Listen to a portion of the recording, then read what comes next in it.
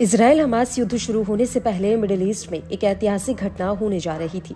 वो ये थी कि सऊदी अरब और इजराइल के बीच अमेरिकी की मध्यस्थता में एक शांति समझौता होने जा रहा था और ऐसा माना जा रहा था कि सऊदी अरब इजराइल के साथ दोस्ताना रिश्ते कायम करके उसने पूर्ण मान्यता दे दी।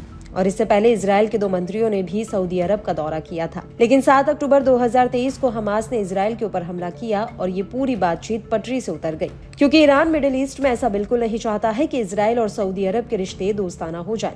लेकिन अब इसी कड़ी में एक बहुत बड़ा खुलासा हुआ है। दरअसल न्यूज एजेंसी पॉलिटिको ने अपनी एक खबर में कहा है कि सऊदी के प्रिंस मोहम्मद बिन सलमान को इजराइल के साथ रिश्ते सामान्य करने की वजह से अपनी हत्या का डर सता रहा है। इसको लेकर सऊदी के प्रिंस ने आशंका जताई है कि इजराइल के साथ दोस्ताना रिश्ते कायम करने की वजह से उनकी हत्या की जा सकती है। मोहम्मद बिन सलमान ने मिस्र के राष्ट्रपति अनवर सदत का उदाहरण देते हुए कहा कि 1981 में अनवर सादत ने इजराइल के साथ शांति समझौता किया था और इसके ठीक बाद इस्लामी चरमपंथियों ने उनकी हत्या कर दी थी और ठीक वैसे ही मेरी भी हत्या की जा सकती है।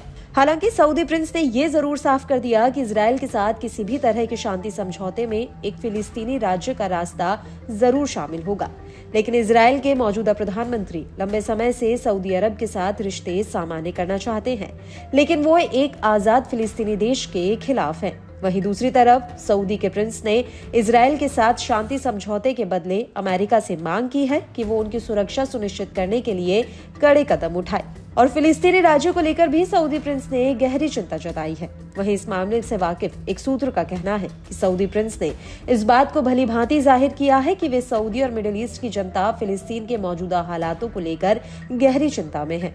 सऊदी प्रिंस ने कथित रूप से ये धमकी तक दी है कि अगर वो इलाके के सामने सबसे जरूरी न्याय के मुद्दे को हल नहीं कर पाए तो वो इस्लाम के पवित्र स्थलों के संरक्षक के रूप में अपनी भूमिका से इस्तीफा दे देंगे। वहीं अमेरिकी कांग्रेस का कहना है कि नवंबर 2024 से पहले इजराइल और सऊदी अरब के बीच शांति समझौते की संभावना काफी कम है। हालांकि सऊदी प्रिंस अमेरिकी राजनयिकों पर दबाव डाल रहे हैं कि वो इजराइल के ऊपर सऊदी द्वारा भेजे गए प्रस्ताव को स्वीकार करने का दबाव डालें।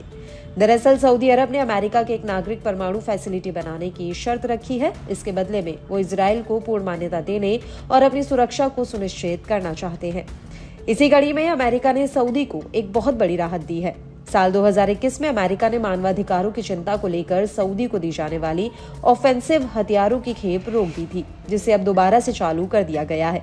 खुद अमेरिकी राष्ट्रपति भवन व्हाइट हाउस ने इस बात की जानकारी दी है कि सऊदी को इन हथियारों की खेप अब दोबारा शुरू कर दी गई है।